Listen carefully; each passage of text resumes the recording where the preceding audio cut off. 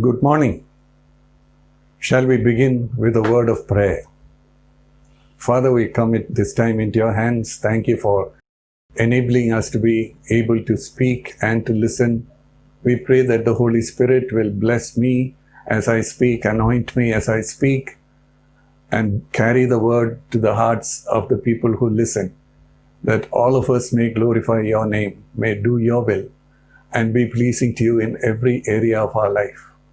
We pray that your presence will be special to us this morning. In Jesus' name we pray. Amen. You know, some Christians say, as long as I love Jesus, that's fine. I don't need to pick details on doctrines and get into arguments and all that. They say these doctrines and all are for Bible colleges and scholars to debate on. But that's being too simplistic, because doctrines are simply ideas that we live by. And lots of ideas are always getting into our minds. From the media, from people who talk to us, from the messages that we listen to, the books that we read, the TV programs that we watch. In all these ways, ideas are getting into our mind. And if these ideas are not right, our lives will be influenced by them. And our lives also won't be right. So when we say we need to learn doctrines from the Bible, what we are essentially saying is we need to know what God is telling us and how He wants us to live. That's doctrine. So the more we study doctrine, not for the sake of showing it off to people or anything, but for the sake of living according to the right doctrines, then our life will get blessed. Proverbs chapter 12, verse 5. The way of a fool is right in his own eyes, but a wise man is he who listens to counsel. So a fool thinks that he knows everything. He knows best. His ideas are all right. But a wise man is always willing to listen and learn, because he knows there are so many things he doesn't understand. There are so many things he does not know, and some of the things he thinks he knows are also wrong. And he will come to know it if he listens to counsel or other people's ideas also. We can't always be listening to other people's ideas, but when we come to the Bible and say, these are the ideas God wants to teach us, then we are being wise. Some other people say, John chapter 10, verse 27, my sheep hear my voice, and I know them, and they follow me. If only it were so simple that we can hear the voice of our shepherd so clearly that we'll never get mistaken about it. No. The fact of the matter is, we hear so many voices, and many times we are not able to distinguish which is the voice of my shepherd, my Lord and Savior Jesus Christ, which are other voices. You know which are the other voices? Our own ideas, they are voices. Other people's ideas. Satan puts ideas into our mind sometimes. So we need to know which is from God, which is not from God. That is why we need to be able to distinguish among all the voices in the air, which belongs to God, which is the right thing, the best thing for us to follow. Acts chapter 17, verse 11. You know, when the Apostle Paul was traveling from place to place preaching the gospel in the early days, from Thessalonica, he came to a place called Berea. And he started preaching there to the Jews in Berea, and he was himself a Jewish scholar. When he started preaching from the Old Testament verses and all that, these people listened carefully, but after they listened, they went home, searched scriptures to see whether what Paul was saying was right according to the scriptures. Isn't that a good example for us to follow? We hear so many voices, so many preachers, so many writers. Which is the right one? How can we know? Only when we check with the Word of God, with the Bible. Because when God has written down His words in the Bible, He is not going to say something contradictory to those words through somebody else these days. So many people claim they are from God, they are quoting the Bible, they are preaching, but whether they are actually following what God has revealed to us in the Bible, we need to be able to check. To be able to do that, we ourselves should have a good enough knowledge of the Bible. We need not be scholars.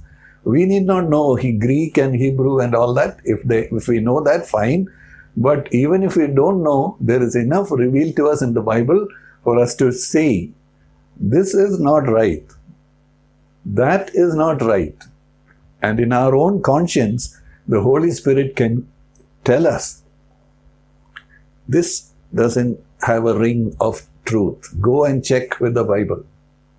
So we need to be able to do that, especially in these days when there are so many voices claiming to be from God, claiming to follow Jesus, and yet are misleading many people. Matthew chapter 7, verses 13 and 14.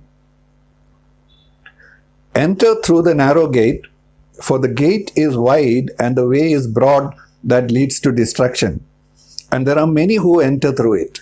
For the gate is small and the way is narrow that leads to life, and there are few who find it. These were words from Jesus, saying, actually, very few people will be able to find the way that leads to life, because it starts with a narrow gate and it goes through a narrow path. But ultimately, this will lead to life, eternal life. But there are other gates and paths nearby which also look attractive. Imagine a bigger, wider gate through which people can easily get in without any difficulty, without having to give up anything else, just walk through it. But that leads to destruction. So we need to know who is preaching the narrow way, who is preaching the narrow gate. If people say, everybody come in, Jesus wants to bless you, Jesus will forgive you, Jesus will take you to heaven, who is not interested? Everybody wants to go to heaven. Nobody wants to go to hell. So anybody can do anything the preacher asks them to do. Raise your hands, repeat these words, say the sinner's prayer, whatever they want, we will do, because we don't want to go to hell. But have we understood what is this gate? Jesus said, I am the door. Jesus said, I am the truth, the way. No one comes to the Father except through me. So if we are getting into some other gate and walking on some other path and end up finally in some other destination, that's because we were not careful to check from the Bible what is a narrow gate and what is a narrow path. For example, in simple words, let me say it like this. A narrow gate is where we recognize ourselves as sinners, turn away from our sins, and come to Jesus and say, Lord, you are my Savior. You died in my place to be able to forgive my sins. So I come to you and ask you for forgiveness. Please cleanse me from my sins and make me a child of God. That is the narrow gate. What's the broad gate? Anything other than this? Yeah, just come in. Just come in. Everybody is welcome. Come in, come in. We make it seeker-friendly. We make it more entertaining and more attracting towards people so that everybody can come in. Nobody needs to feel offended. We won't mention things that will offend anybody. We will hurt anybody. No. So everybody is getting into what they think is leading to God, but is finally leading to destruction. So how much we need to know which is the real narrow gate and path. Immediately following these two verses, the next two verses, Jesus said, verse 15 and 16, beware of the false prophets who come to you in sheep's clothing, but inwardly they are ravenous wolves. What is the characteristic of these wolves? The shepherd is interested in looking after the sheep, doing what is good for the sheep. He leads them to the right place to rest. He leads them to the right place to eat food. He leads them to the right place where they can have water.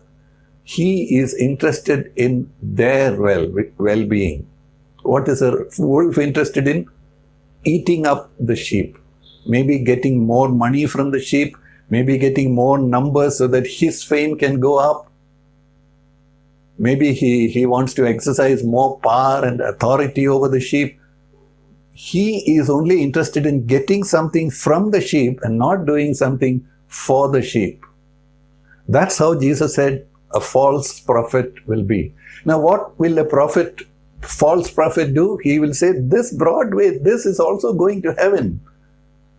And I'm welcoming you. I'm happy to receive you. Come with me. We will all go together and see how many hundreds of people are walking in this way. So they are false prophets deceiving people to make some gain for themselves. And Jesus said, you will know them by their fruit. Grapes are not gathered from thorn bushes, nor figs from thistles are they.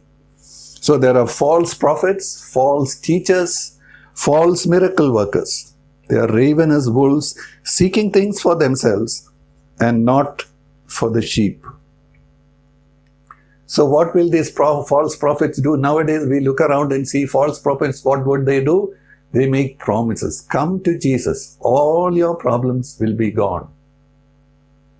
That's false, because Jesus said, in this world you are going to have trouble. But don't worry, I am with you. I will never leave you. I have overcome this world. Be with me. I will take care of you. I will lead you through these problems. I'm not saying I will take away all your problems. But a false prophet gives false promises. Come to Jesus, everything will be fine. All your sicknesses will be healed. No, all your sicknesses are not going to be healed now.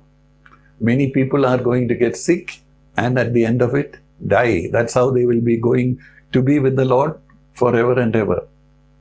But false prophets are making false prophecies. Give me some money as a seed money. I will sow it on your behalf and you will reap 100-fold. That's a business deal with God. I'll give you 100 rupees. You give me so much rupees. I'm putting my leg on this ground and claiming it in Jesus' name that God will give this land to me. These are all false prophets. There are other false prophets. There are so many types of false prophecies going on these days. How can we be safe? Come to the Bible.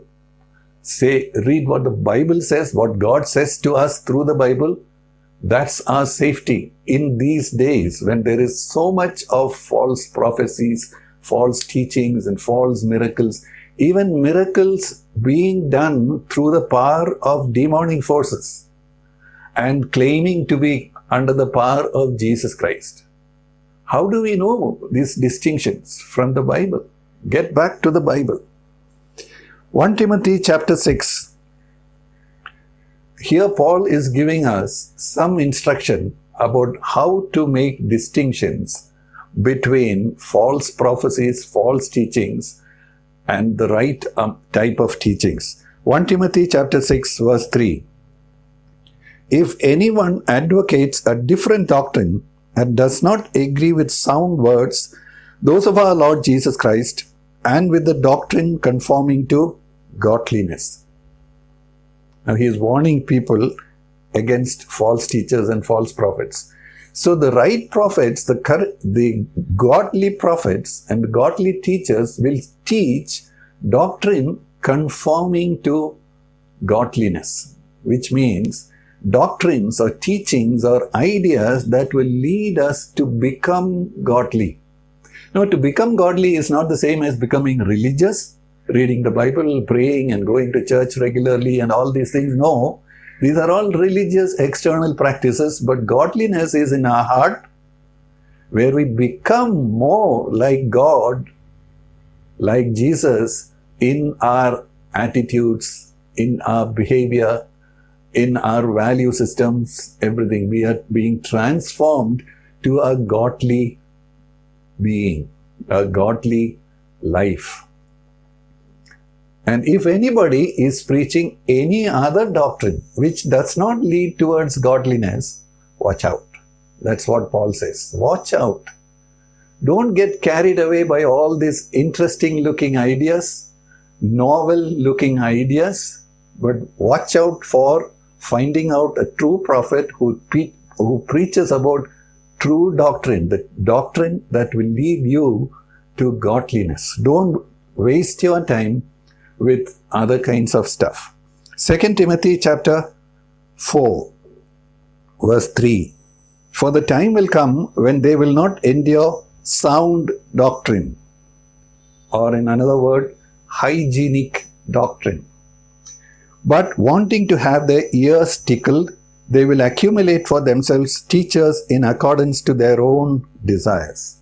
Now, there are so many preachers available who can tickle your ears with new ideas which nobody knew before, new interpretations of verses, new variations from the Greek meanings and Hebrew meanings and all that, discovering Bible quotes from computers and all these things, and trying to tickle your ears. Very interesting. I've never heard such a thing before. Are we interested in getting a good lecture from somebody, a good oration from somebody? Are we interested in saying, oh, he's such a great speaker, or she is such a great singer? Are we interested in that? Or are we interested towards godliness when we come to a church meeting? Why are we coming for a church meeting? Is it to be edified, to be strengthened, to be transformed, to be helped, to be comforted, encouraged to walk after Jesus, become more godly, to be rid of our sinful behaviors and sinful attitudes and all that? Then we have to be clear who we listen to, what we listen to. Don't go after impressive speakers. There are charismatic preachers who have a great personality. They know how to talk. They how to be nice towards you people. And you hear all that and they say, oh, what a nice person. Maybe very impressive with natural abilities and all that. But is he leading you to godliness? Is he leading you to hate sin? Turn back from sinful ways and turn to God in humility? Is he telling you that? Otherwise, he's a false teacher, a false prophet. Matthew chapter 15, verse 9. Jesus is saying this, but in vain do they worship me, teaching us as doctrines the precepts of men. So when we look at false doctrines, we could broadly classify them into two groups. One is based on precepts or ideas of men, clever ideas that somebody thought up, which have, take one obscure verse from somewhere in the Old Testament and expand on it and say, oh, this is a revelation from God. But what is it really? It's his clever idea, impressive in the way he presents it. He has got great homiletic skills and all that, great, fine. People are impressed. At the end of it, they clap their hands and praise the speaker. But is their life changed? Is their life even touched by the Holy Spirit? No, but they are impressed by this person who spoke, or the person who wrote and become a million seller overnight, or almost like that. But what are we looking for? Godliness or impressive performances? Whether it's a person speaking, or it's a choir singing, or what is it we are looking for? Being impressed, or being entertained, or having a good time? Let our heart be directed towards godliness, to become like Jesus. Otherwise, we are missing our purpose of becoming a Christian, or being born again. If we don't come to the place where we are drawn towards Jesus, we want to become like him, we want to behave like him, we want to think like him, we are missing the point altogether. So this is one way, impressive people. Colossians chapter 2 verse 23 also emphasizes this point. These are matters. He's talking about keeping festivals, special days, the new moon and the full moon and all these festivals and times and seasons and all that. And then he's saying these are matters which have, to be sure, the appearance of wisdom. They appear to be nice for religion. In self-made religion and self-abasement and severe treatment of the body, but are of no value against fleshly indulgence. So what is it we have to look out for? So what is fleshly indulgence? Our old nature, our old way of behavior. God is trying to save us from that and transform us into the likeness of Christ. So are these practices of festivals and celebrations and all these things actually going to lead us away from this old nature to a godly nature? Look out. This is another way we can check whether these so-called new doctrines, in the novel ideas, these are going to help us. Just watch out. The other side of it is, it's not just human ideas like this which are coming up, which are plenty coming up, but there are also ideas coming up from evil spirits, deceiving spirits. 1 Timothy chapter 4 verse 1. But the Bible explicitly says that in latter times some will fall away from the faith, paying attention to deceitful spirits and doctrines of demons. Doctrines of demons. These demons not only tempt us by putting ideas into our mind, but sometimes they put false ideas in the midst of our theological thinking and mix them in such a clever way that we don't even recognize where this is coming from. And that is one way in which new doctrines develop, from demonic sources. People don't realize, but how do we find out? Maybe later, by looking at the fruit that is being produced in people's lives. In connection with this demonic doctrines that are coming up, I want to emphasize especially on one aspect called the New Age philosophies. There was a time in the recent past when people from the West came over to the East to find truth, to find reality, and hoping that they will really find reality in these Eastern religions, and took away a lot of ideas back to the West. One of these ideas, New Age philosophy, is a huge subject. It's not even clearly defined. It's a very abstract kind of an idea. But one of the things that pervades many of these teachings, New Age teachings, is to think that we are all God. Or everything, the whole creation is God in one form. So we are all God. Now you take this teaching to the West and it gets mixed with Christian teachings, and then slowly people begin to say, actually, pastors and preachers have said things like this. Because now we are children of God, we are gods with a small g. I can name people who have said this. But, when you hear such things, people get confused. Yeah, we are children of God. Of course, we must be God also. No, we are not God. We are human beings. We are created by God out of nothing. That's a big difference between us and God. When we are made children of God, we don't become God. We are adopted as children of God. Read the Bible and see how it is very clearly explained. We are adopted as children of God. So now, go on from here. I'll give you 2 examples of how this has pervaded into Christian teaching. The power of positive thinking. Now, we have the ability to think. We have the ability to choose what we think. We can think about positive things. The Bible actually says, think about these such beautiful things, honorable things and all that. That's fine. That's a good thing. but to have an understanding that if we keep thinking positive things, our life will be transformed in that way, as if we have some power in us, in our thinking, to make things happen, to change things. No, that's a mistake. We don't have power to create anything. We don't have power to make anything happen. We are created beings. Power belongs to God and only to God.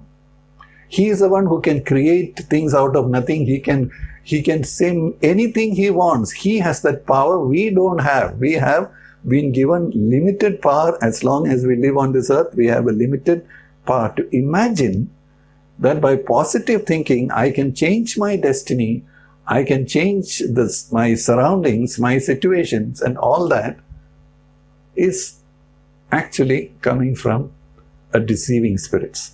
Following after that, this came first, the power of positive thinking came into the world first, then later on it came out as the word of faith.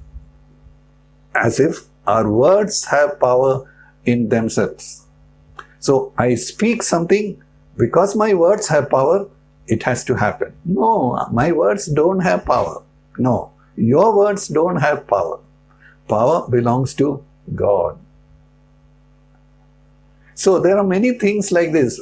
I can give you some more examples, but think.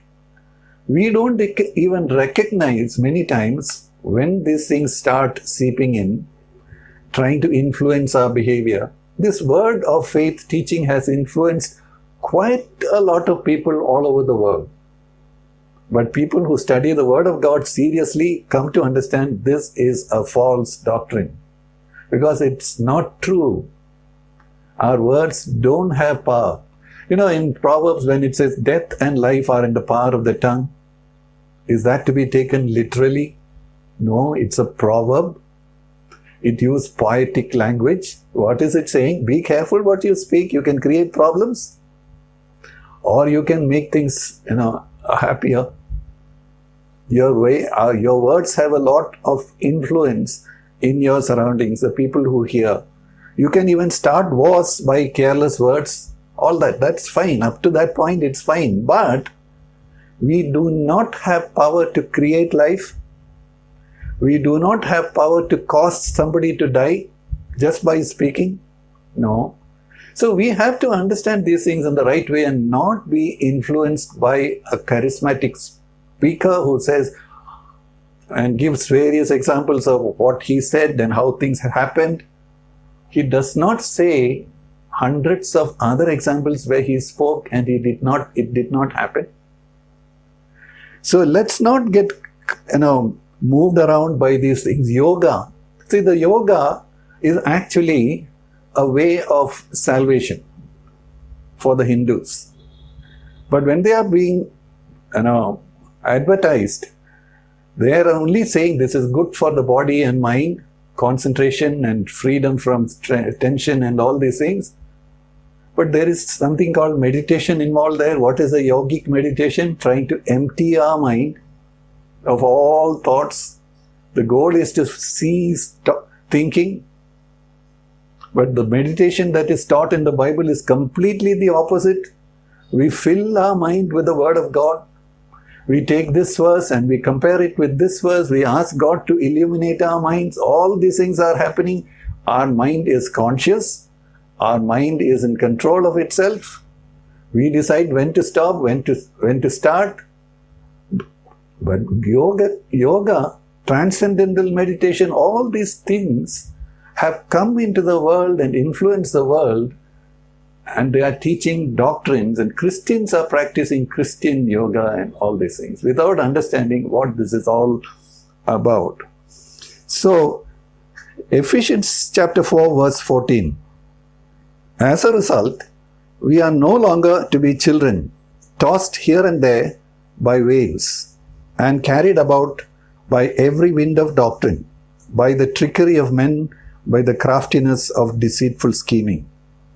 So, we should decide in our mind, we will not follow any human being blindly.